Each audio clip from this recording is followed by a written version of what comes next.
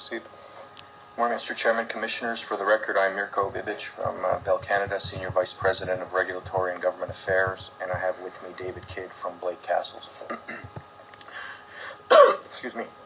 Before I begin, I'd just like to thank the Commission and the other interested parties for allowing a change of the order so that I could make another commitment. Thank you very much for that.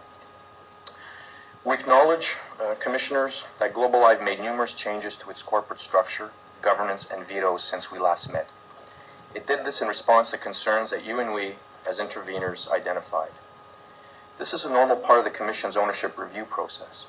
However, these changes do not, indeed they cannot, alter the conclusion that Globalive still does not satisfy the mandatory Canadian ownership and control requirements under Section 16 of the Telecom Act.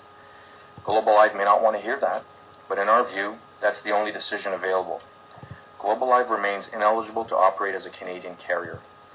I will provide my specific comments on why Globalive's amended status is non-compliant, but before I do, let me start by pointing out two things that this hearing should not be about.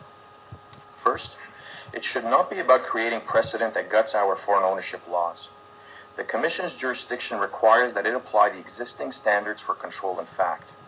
Mr. Chairman, as you rhetorically asked on day one of the hearing, what is there so special about Globalive that we should say, notwithstanding our precedents, notwithstanding our clear expressed view, in this case, this is acceptable?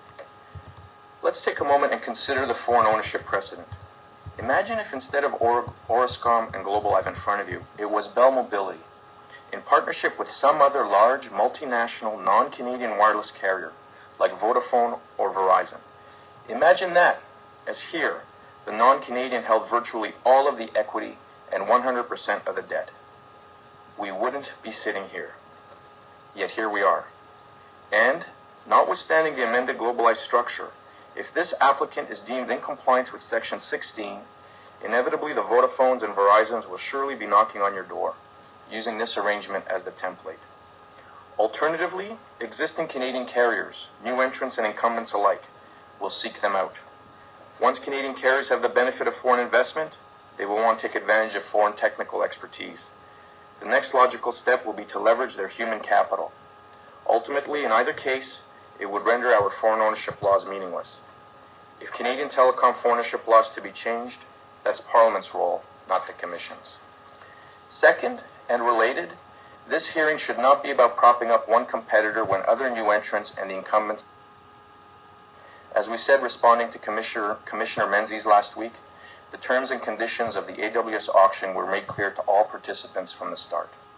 All bidders were put on notice through Industry Canada's policies and circulars that they would need independent ownership review, separate and apart from Industry Canada's.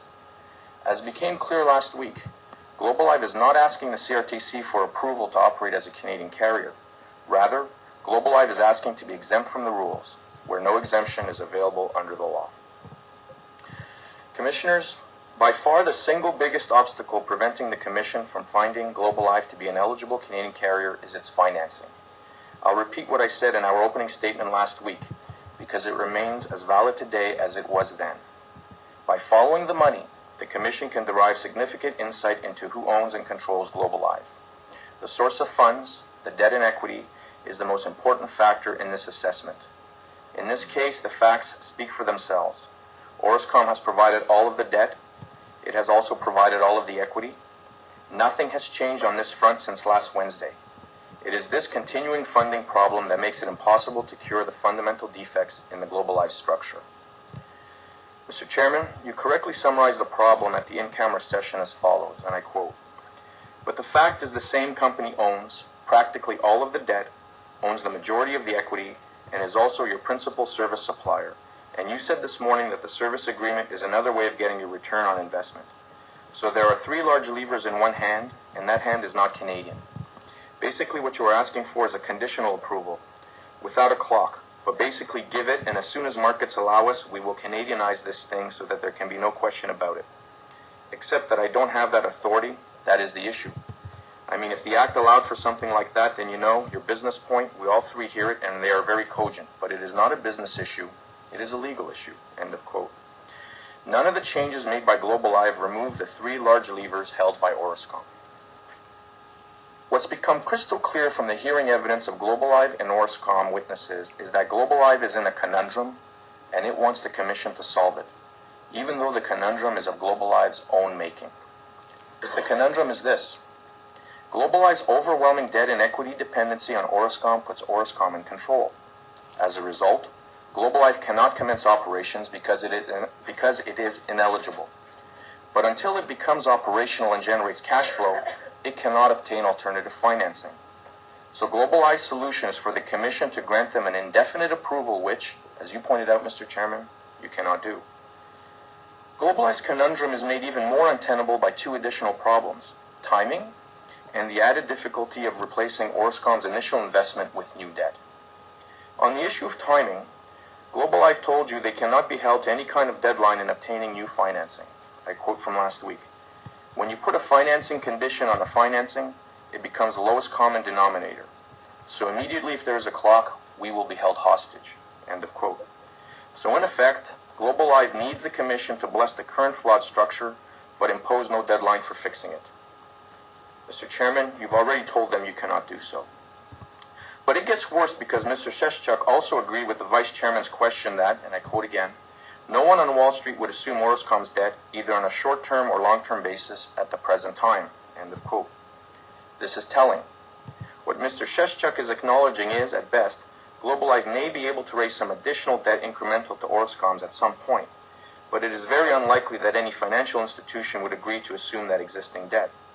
Until the business is generating an operating profit, which might be 2013 or later, no lender would consider stepping up into Orascom's shoes regarding the existing debt.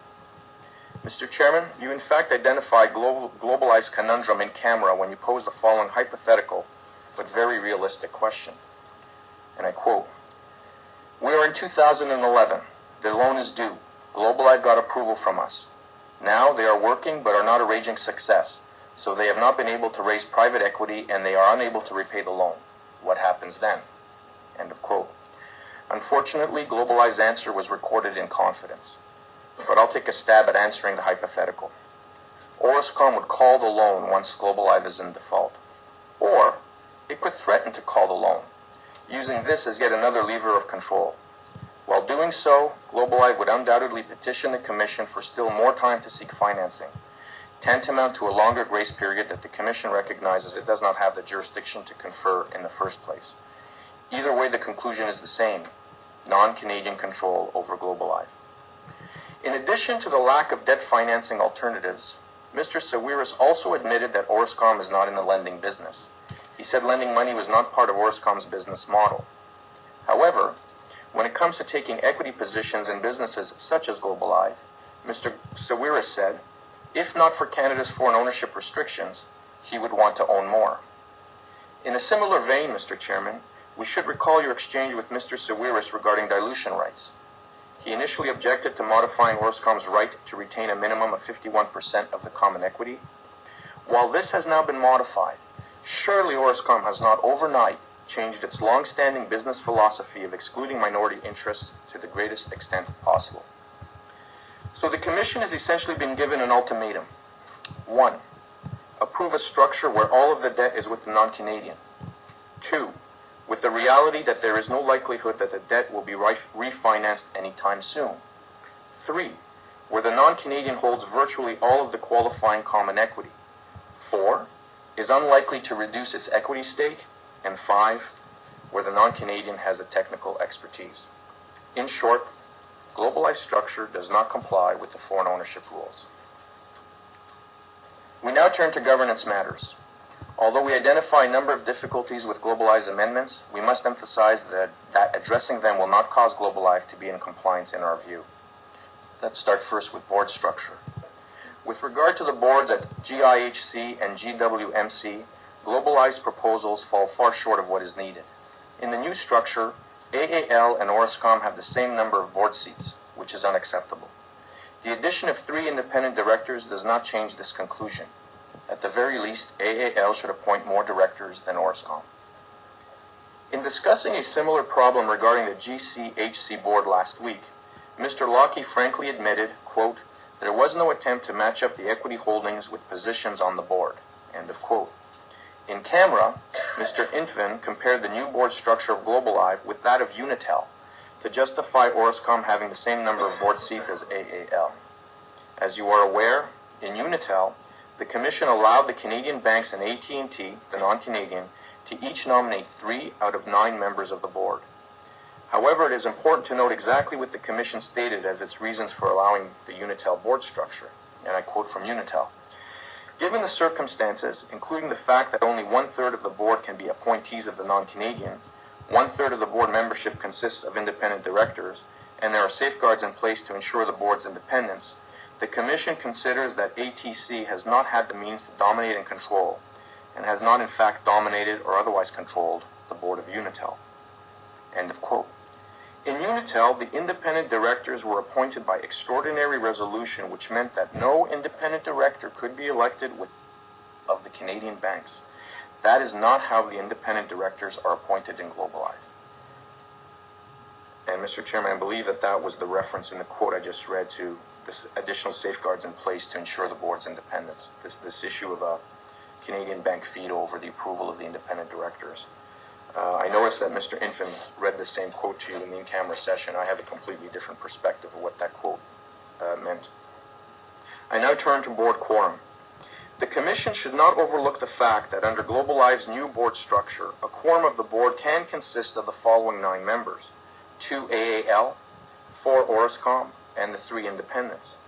In such a circumstance, Orascom would have twice as many directors as AAL present at a meeting.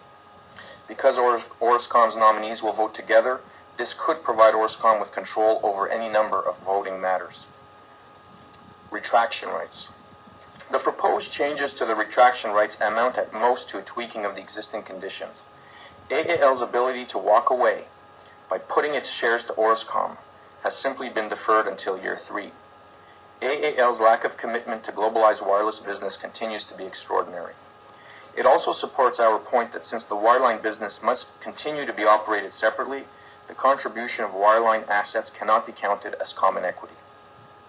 Through its significant levers of control, such as the debt, the equity, the board structure, and the TSA, Orascom can exert such significant pressure on AAL that AAL could feel compelled to exercise its put rights in year 3. By doing so, Orascom can effectively convert AAL's put right into a call right in the hands of Orascom. Now the veto rights. Globalive has adjusted the monetary threshold for the veto rights to 5% of its winning spectrum bid. However, the threshold should be set at 5% of the enterprise value, or as a proxy, the net asset value.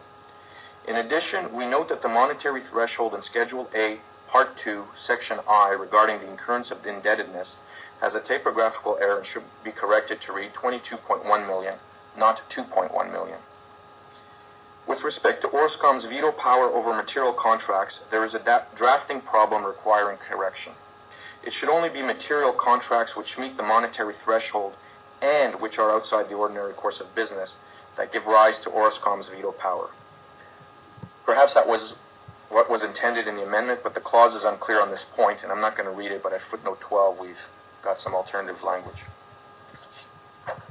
In addition, if Globalive and Orascom consider network builds and upgrades as decisions outside the ordinary course of business, this would continue to give Orascom a veto over fundamental business and operational matters. Here I would like to pause to comment on Globalive's rebuttal to Bell during the in-camera session on the issue of veto rights. Our position is that Globalive's path has already been charted under Orascom's control, and this cannot be undone now. Mr. Campbell's response is that decisions made to date have been made by GWMC management. That is not our point. It doesn't matter if Orascom did or did not actively make these decisions. I do not know. What matters is that Orascom had the power to stop them. It therefore controlled. Loan agreements. With respect to the loan agreements, we note that although Orascom filed the amendment to the Spectrum Loan Agreement, the amendment to the Operating Loan Agreement was not filed. In camera, Globalive attempted to downplay the loan agreements as levers of control, claiming the restrictive covenants were removed. However, the amendment to the Spectrum Loan Agreement does not address Orascom's right to render it in default if, in the reasonable opinion of the lender, an event occurs which has, or could reasonably be expected to have a material adverse effect. That is broad language and a broad right. We had a section here, paragraph 31 of our opening statement on the TSA, and I think Mr. Lockie mentioned the change to that, so I'm going to skip over this. If that change has indeed been made, it changes my point, but it would be good to see that amendment filed on the public record before closing written arguments. So I'll skip to the eligible purchaser / strategic competitor issue. It is clear that as a large independent operator, Orascom does not want to be forced to partner with other similarly situated carriers. Given that Globalive is effectively Orascom's company, it continues to be able to dictate to whom AAL, the purported controlling investor, may sell its interest by prohibiting a sale to a strategic competitor. In conclusion, a carrier is either eligible to operate as a Canadian carrier or it is not. Globalive is not. Orascom has already exercised influence and control over the startup and operational decisions made by Globalive thus far. Orascom's dominating influence and control persists despite the amended corporate structure. This has not and cannot be fixed. So long as Orascom holds all the debt and all the equity, Globalive cannot be permitted to operate because it is not a Canadian carrier. This is about the law. Thank you again for inviting us to participate in this hearing, and we welcome your questions. Thank you. Point 32. Explain to me exactly what the way it reads right now, and you read the transcript and questions on both at the public and in-camera hearing. And what the clause, the way I read it right now, it basically means it can't be sold to somebody who is in the telecom business in Canada. You presumably, you don't, there's no conclusion in your point 32, but I presume you object to the clause that it is right now.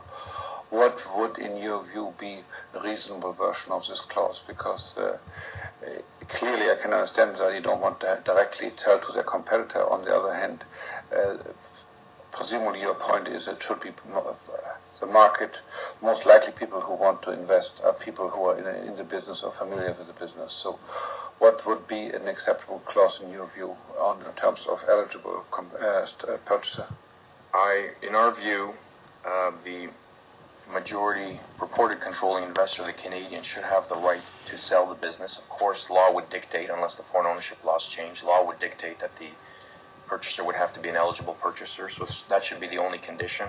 Strategic competitor should be removed. I understand Orascom's point that, and it's not uncommon for a minority shareholder to have certain rights to the extent Orascom wants to be protected from not having to partner up with a company it's not interested in partnering up with. The more traditional clause that you'd see to protect the minority shareholder would be to allow the shareholder to tag along in the sale and get out as well. But the ultimate decision as to whom to sell should be the controlling shareholder's decision. I think it would be helpful to us if you could provide us with a sort of sample of what you think would be an acceptable definition of a purchaser, given your experience in the telecom industry. We can certainly do that, Mr. Thank you. Mr. Katz, Mr. Benzies, any questions? Okay, thank you very much. Thank you.